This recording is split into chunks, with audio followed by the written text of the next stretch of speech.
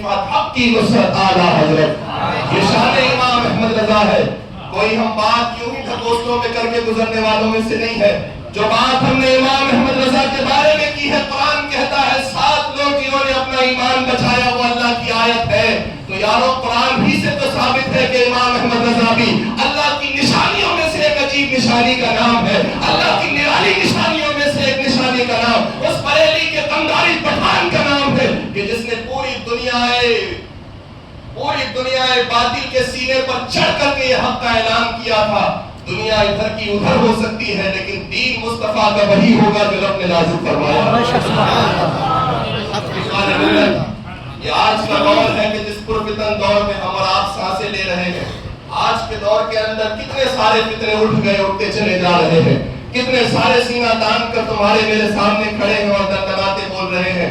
امام احمد رضا کی ذات پر اعتراض کرنے والے صرف ان کے زمانے میں نہیں تھے. جب امام احمد رضا نے لوگ کے قلم سے احقاق حق فرمانے کا کام اپنے سپرد کر لیا، جب سپرد کردہ سے قلم اپنی سیاہی کو کر دیا، لکھتے چلے گئے، لکھتے چلے گئے، لکھتے چلے گئے.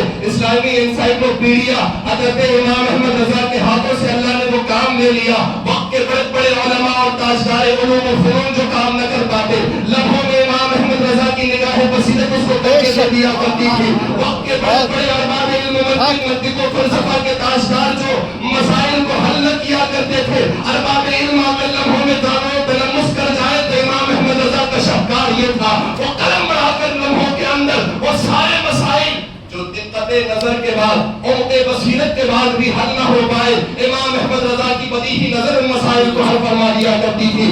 یہ شان دیکھ کر کے پوری دنیا نے اپنے سر پہ بٹھانے کا کام کیا. سر پہ انہوں نے بٹھایا کہ جن کے سر عزت والے تھے. سر پہ انہوں نے بٹھایا کہ جن کے سروں کو اللہ نے عزت والا بنایا تھا، جن کے سروں ہی کو اللہ نے عزت نہیں دی تھی. وہ کل بھی امام احمد رضا سے چڑھ رہے تھے، وہ اب بھی چڑھ رہے ہیں، صبح قیامت تک چڑھتے رہیں گے.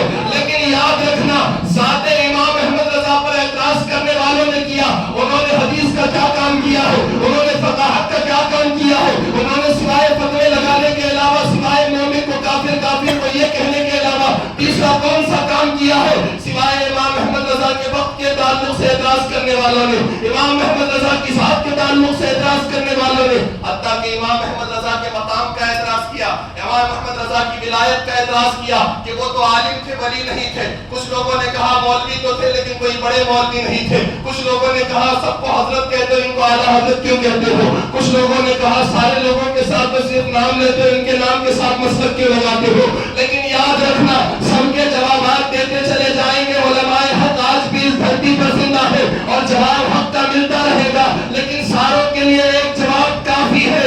سب ان سے جلنے والوں کے گلہوں کا چراغ،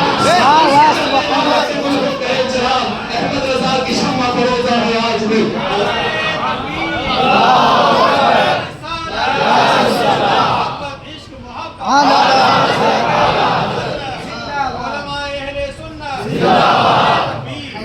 کچھ نادان کہتے ہیں مسلک کیوں بولا جائے، مسلک کیوں بولا جائے؟ اس وجہ سے کہ اگر مسلک جوڑنا ہے تو حاجی علی سرکار زندہ ہے، ملک شاہ ولی زندہ ہے، حضرت بدرالدین شاہ سرکار کی آبادی موجود تھے. اتنے بڑے بڑے ملک قلندر، اتنے بڑے بڑے خدا کے درویش، اتنے بڑے بڑے اقطاب و نشباء اور ارباب علم و فن امام احمد رضا سے پہلے بھی موجود تھے.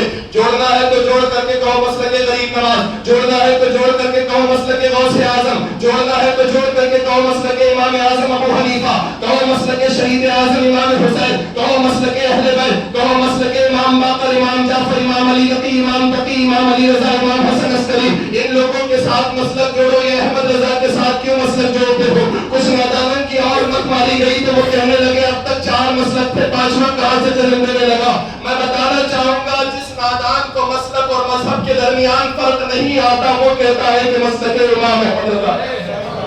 جو 4 ہیں وہ مسلک نہیں مذہب ہے، اور مذہب امام اعظم ابو حنیفہ کا ایک، مذہب امام شافعی کا ایک، مذہب امام مالک کا ایک، مذہب امام احمد بن حنبل کا ایک. جو مسلک ہے وہ مسلوں کی بنیاد پہ نہیں بنتا، عقیدے کی بنیاد پر بنتا ہے. جو مسلک ہے وہ مسلوں کی بنیاد پہ نہیں بنتا، عقیدوں کی بنیاد پر. اور ہاتھ یہاں تک اٹھانا ہے کہ یہاں تک اٹھانا ہے، یہاں باندھنا ہے کہ نیچے باندھنا ہے کہ سینے پہ باندھنا ہے، یہ مسئلہ ہے. یہ کیا ہے؟ مسئلہ ہے اور مسئلے میں اختلاف ہو جائے تو مذہب بنتا ہے، فقہی اعتبار سے مسلک نہیں بنتا۔ تو مسلک تو شروع سے ایک ہی چلا ہے، قیامت تک ایک ہی چلے گا، بس دور بدلتا گیا۔ کبھی مسلک جا کر کے لگ گیا شہید اعظم امام حسین کی طرف، کبھی مسلک جا کے جڑ گیا امام اعظم ابو حنیفہ کی طرف، کبھی مسلک جا کے جڑ گیا غوث اعظم کی طرف، کبھی مسلک جا کے جڑ گیا غریب نواز کی طرف۔ لیکن اسی ہند کی سرزمین پر، کیونکہ مجھے باتیں بہت ساری کرنی ہیں، اس وجہ سے بڑا اجمالی خاکہ میں آپ کے سامنے پیش کرنے لگا ہوں۔ مسلک اپنے آپ میں صرف ایک ہی ہے۔ جن کو مذہب و مسلک میں فرق نہیں پتا وہ کہتے ہیں کہ مسلک امام احمد رضا کے ساتھ کیوں جوڑا جا رہا ہے۔ یارو جب خوارج کا فتنہ اٹھا تھا اور نہر فرات کے ارد گرد خون کی لاشیں بکھری ہوئی تھی، مولا علی نے چن چن کر کے قتل کروا دیا تھا، اس وقت پوری دنیا کہہ رہی تھی خوارج کے ساتھ نہیں جانا ہے، جس راستے پر مولا علی چل کر کے گئے ان کے ساتھ ہو جاؤ، اس وجہ سے کہ حق علی کے ساتھ ہے، رسول نے فرمایا ہے۔ پوری دنیا ان خوارج کا ساتھ چھوڑ کر کے مولا علی کے ساتھ کھڑی ہو گئی، دنیا کہنے لگی مسلک وہ جو مولا علی کھڑے ہیں۔